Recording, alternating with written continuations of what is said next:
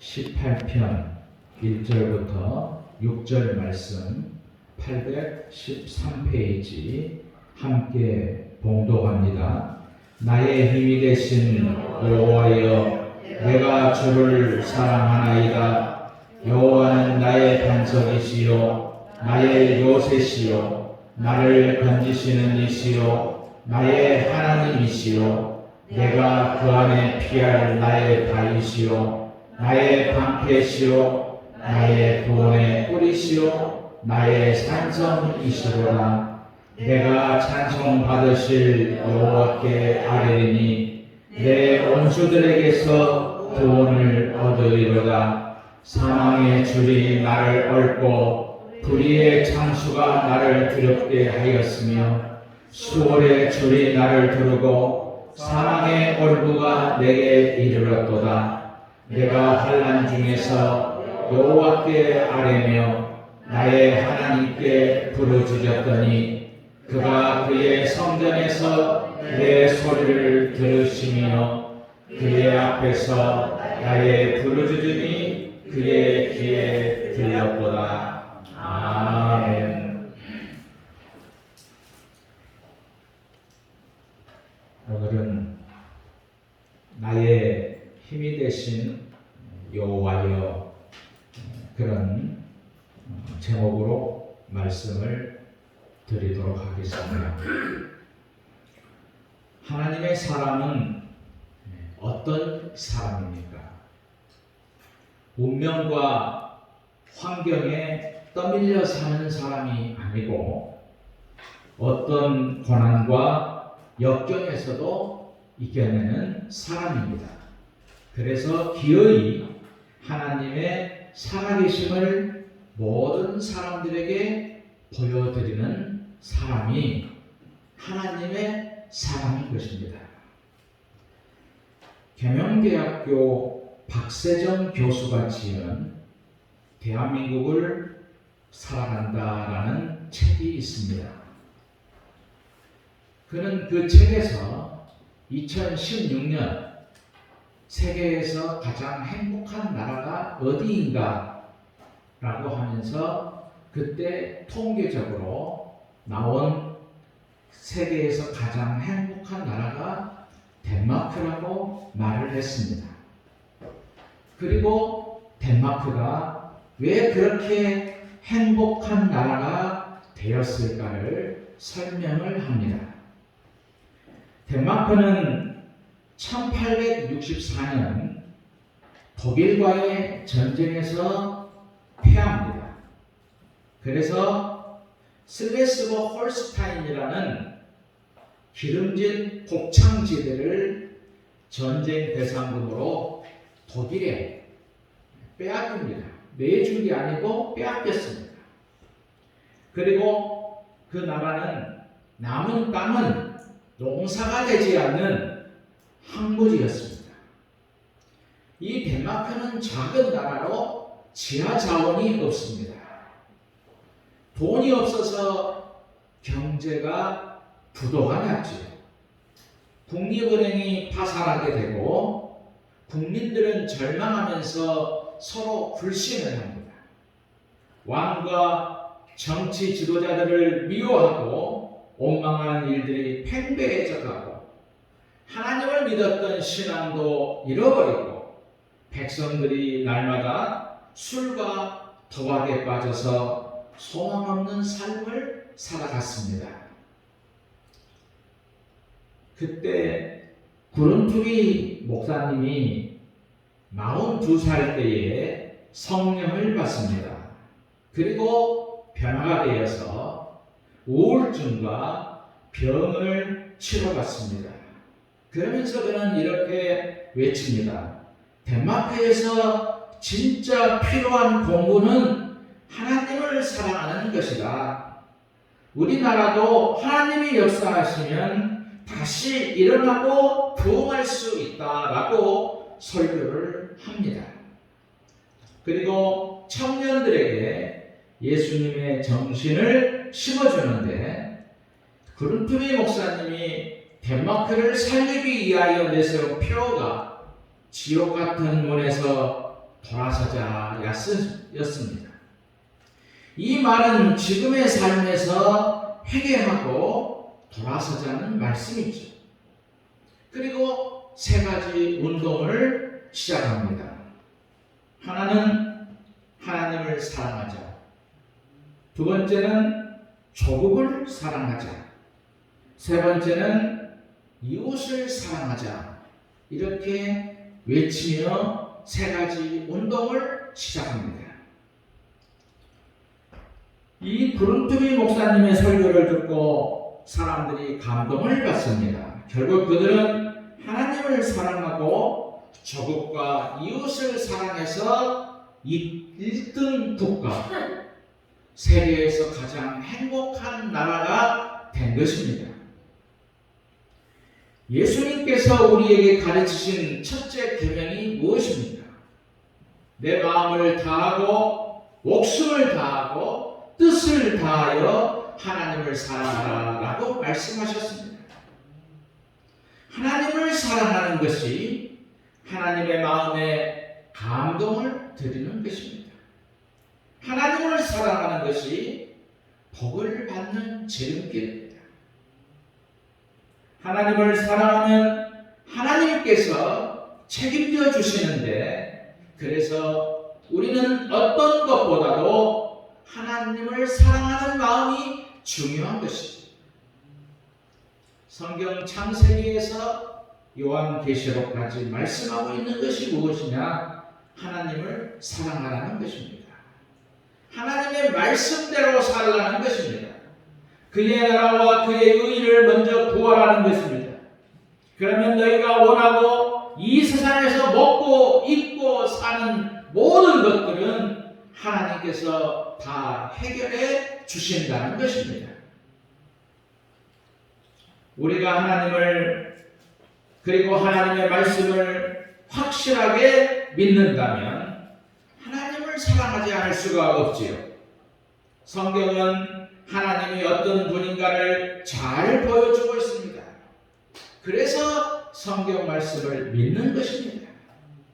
성경을 믿고 성경에서 말씀하시는 하나님을 사랑해야 하는 것입니다. 하나님을 사랑하면 하나님의 말씀대로 살려고 예를 쓰지. 계명대로 살려는 뜨거움이 있습니다. 오늘 본문은 다윗이 그의 장인인 사울 왕에게 오랜 시간 동안 많은 고난과 어려움을 당합니다. 그러자 다윗은 사울 왕에게 대적을 하지 않습니다. 그냥 이 나라 저 나라를 떠돌아다니면서 유랑 생활을 합니다. 그야말로 도망자의 생활을 하는 것이지요. 그때 고통은 이루 말할 수 없었습니다. 수많은 세월 동안 그렇게 많은 고통과 괴로움을 당하면서 하나님을 원망하지 않습니다. 하나님을 잊지도 않았습니다. 하나님은 나의 인생을 축복하실 것이다. 하나님은 살아계신다. 하나님은 전능하신 분이다. 믿으면서 꿈에도 하나님을 잊어본 적이 없었습니다. 그러는 어느 날 길보아 전투를 통해서 사울 왕이 죽고 다윗이 왕이 되었습니다. 그때 그 은혜를 생각하면서 사울의 손에서 건져주신 하나님의 은혜를 노래하는 것이 오늘 시편 18편의 말씀입니다. 본문에서 하나님을 사랑하는 다윗은 다음과 같이 살았는데, 첫째로 다윗은 하나님을 힘의 근원으로 삼고 평생을 살았습니다. 인생을 살아가는 것이, 그리고 어느 것이 나의 힘의 근원인가 하는 것은 중요한 문제입니다. 사람은 그 힘의 근원을 의지하기 때문이죠. 본문에서 다윗은 이렇게 고백합니다. 나의 힘이신 여호와여, 내가 주를 사랑하나이다. 그렇습니다. 다윗은 분명하게 고백합니다. 나의 힘이신 하나님이라고 말합니다. 하나님께서만 다윗의 힘이 되었다는 것이죠. 사람들은 이 세상을 살아가면서 많은 힘들을 의지합니다. 권력이 높은 사람이 힘이 되는 사람도 있지요. 그래서 나는 누구를 안다고 자랑하는 사람도 많이 있습니다. 물론 높은 사람을 알고 있으면 힘이 되는 것은 사실입니다. 그러나 아무리 높아도 우리 하나님보다 높은 분은 없습니다. 하나님은 온 우주의 주인이 되시고 그 하나님이 우리의 힘이 되는 것입니다. 어떤 사람은 물질을 힘으로 삼고 사는 사람도 있습니다. 물질은 사람이 살아가는 데 있어서 정말 중요한 수단이지요. 물질이 없이는 사람이 살 수가 없습니다. 문제는 그 물질이 나의 인생의 전부라고 생각하는 것이 문제지요. 물질이 하나님보다 더 크고 높이 보는 것이 문제가 되는 것입니다. 우리가 인생을 살아가는 데에는 많은 것들이 필요합니다. 높은 사람도 필요하고 물질도 필요하고 먹고 입는 것도 중요합니다. 이 세상을 살아가는데 어느 것 하나 필요 없는 것은 없지. 그 많은 것들 중에 하나님은 나에게 어떤 분이신가를 생각해 보아야 됩니다. 정말 하나님이 나에게 최고의 힘이 되시는 분이신가 하는 것이죠. 그래서 그 어떤 것도 하나님을 가장 먼저 생각나느냐?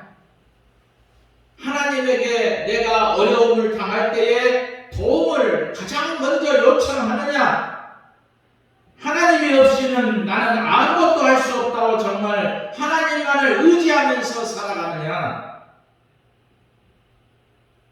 아니면은 하나님은 내가 처지는 어려운 문제만을 따라다니면서 해결해 주시는 분이신가?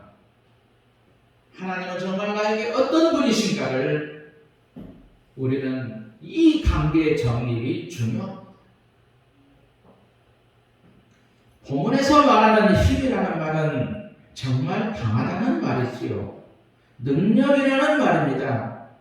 본문 2절에 이렇게 말씀하시는데 여호와는 나의 반석이시요 나의 요새시요 나를 건지시는 이시요 나의 하나님이시요 내가 그 안에 피할 나의 다윗이요 나의 방패시요 나의 구원의 뿌리시요 나의 산성이시로다 라고 말씀을 했습니다.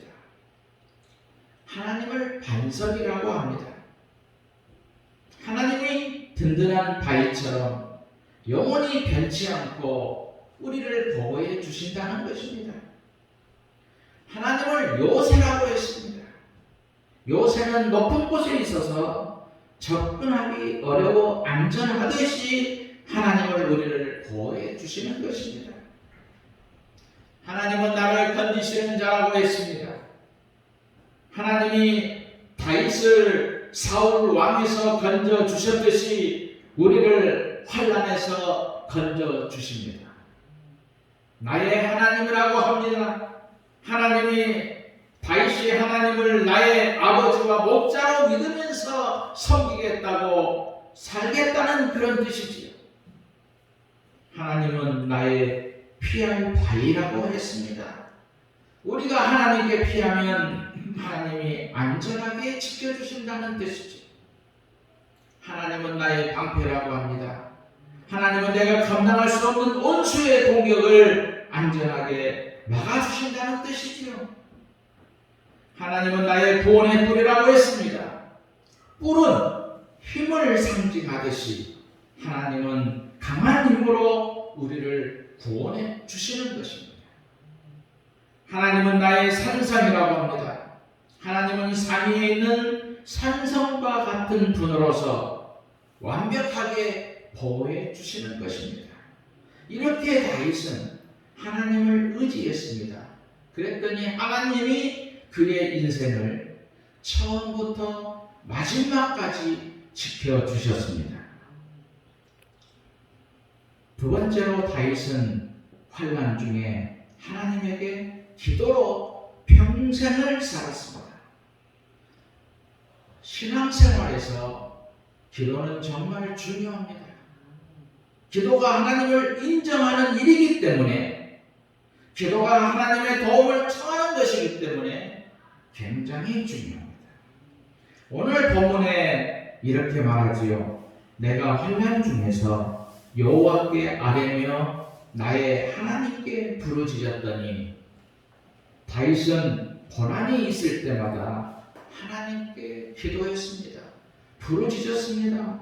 울면서 하나님의 도움을 구했습니다. 그랬더니 하나님은 성전에서 다윗의 기도 소리를 들으셨습니다. 응답하셨습니다. 기도는 공짜가 없습니다. 기도를 많이 심으면 언젠가 거두는 것이지요. 그렇기 때문에 기도 생활에 온 힘을 기울여야 되는 것입니다. 기도가 없는데도 잘 된다면 그것은 참 감사한 일입니다. 그러나 조심해야 할 것은 내가 잘해서 잘 되는 줄로 교만하기 때문에 우리는 조심해야 합니다. 그때마다 더욱 기도로 하나님을 가까이 하는 것입니다. 기도하는 것이 하나님을 사랑하는 것이고, 성도의 인생은 기도의 삶인 것입니다. 신앙생활은 기도 생활입니다. 기도의 능력을 알아야 됩니다. 그리고 기도의 위대함을 발견해야 되는 것이죠. 그런 사람이 능력 있는 신앙생활을 하게 되는 것이고, 그래서 신앙생활이 무엇이냐고 말한다면 기도생활이 신앙생활이라고 말할 수가 있습니다. 성경은 쉬지 말고 기도하라고 말씀하셨습니다. 기도는 나에게 무엇이 필요해서만 하는 것이 아닙니다. 기도는 성도가 마땅히 할 일이기 때문이지요. 성도들이 마땅히 해야 하는 기도를 통해서 하나님이 주시는 은혜가 있기 때문에 쉬지 말고 기도하라고 말씀하시는 것입니다. 마지막으로 성경에 보면 이사야 선지자는 성전에 올라가서 기도를 하다가 세 가지를 발견하게 되는 것입니다. 그 중에 첫째가, 이사야는 성전에서 기도하다가 하나님을 만나게 됩니다. 하나님은 높이 들린 보좌에 앉으셨습니다. 하나님이 그렇게 존귀하시고 놀라운 하나님이신 것을 몰랐습니다. 기도함으로 상상을 뛰어넘는 존귀하신 하나님이심을 발견하게 되었습니다. 우리도 기도를 통해서 그 하나님을 발견할 수 있어야 됩니다. 하나님의 옷자락이 성전에 가득했습니다. 하나님의 성전에 충만하게 거하신다는 것을 발견하게 된 것이지요. 하나님은 이렇게 우리 교회에도 충만하신 하나님이십니다. 천사들이 하나님을 거룩한 하나님이라고 칭하하는 것을 이사야 선지자가 보았습니다. 그리고 그 천사들이 온 땅에 충만하신 하나님이라고 찬송하는 것을 들었습니다. 이사야 선지자가 지금까지 자신이 알고 믿고 있었던 인간적인 생각으로 알던 하나님에 대해서 새롭게 발견하시는 것입니다. 두 번째로 이사야 선지자는 성전에서 기도하다가 자신을 발견했습니다. 기도는 하나님만 발견하는 것이 아니고 하나님 앞에서 자신을 발견하는 것입니다. 자신이 죄인임을 고백합니다. 지금의 모습이 하나님의 진노로 망하게 될 수밖에 없다는 그런 존재라는 사실을 발견하게 되는 것이지요. 이사야 선지자는 기도하다가 자신의 입술이 부족한 사람이라는 것을 발견하게 됩니다. 지금까지 하나님의 선지자로서 하나님의 거룩한 말씀을 전하는 자로서 부끄러움이 없는 줄 알았는데 하나님 앞에서 자신을 보니 지금까지 말을 하면서 다진 자신이 얼마나 부끄러운 종인가를 발견하게 되는 것이었습니다. 하나님 앞에 설 때에야 하나님을 발견하게 되고 그 하나님 앞에서 사람이 비로소 자신을 보게 된다는 것입니다. 그래서 이사야 선지자는 뜨거운 숯불로 내 입술을 지져달라고 하나님께 기도하지 않습니까? 종교개혁자 존 칼빈은 기독교 강요에서 자기 자신을 알지 못하고는 하나님을 알지 못한다. 하나님을 알지 못하고는 자신을 알지 못한다고 했습니다. 자신을 알고 하나님을 아는 사람은 더더욱 자신이 얼마나 무능하고 제약된 자인가를 깨닫게 되는 것입니다. 이것이 기도하다가 은혜 받은 성도의 모습입니다. 세 번째는 이사야는 성전에서 기도하다가 사명을 발견합니다. 하나님 앞에서 자신의 죄악됨과 부끄러움을 인하여 민망해하고 괴로워할 때에 내가 누구를 보내며 누가 우리를 위하여 갈꼬라는 음성을 들었습니다. 하나님의 은혜를 받은 사람은 자신의 소리에만 귀를 기울이지 않고 은혜 받은 사람은 하나님의 소리에 민감하는 것입니다. 은혜 받은 사람은 하나님의 음성을 듣습니다. 사랑하는 성도 여러분, 여러분이 모두 하나님의 복을 받으시기를 바랍니다. 복을 받는 길은 하나님을 사랑하는 것입니다. 하나님은 복을 주시기도 하시고 거두시기도 하십니다. 왜? 복의 근원이기 때문이지요. 하나님을 사랑하는 것은 하나님을 의지하며 사는 것입니다. 그리고 하나님에게 끈질기게 기도하는 것이지요. 하나님을 사랑하고 열심히 기도하셔서 기어이 승리하시기를 주님의 이름으로 축원드립니다. 찬송가 304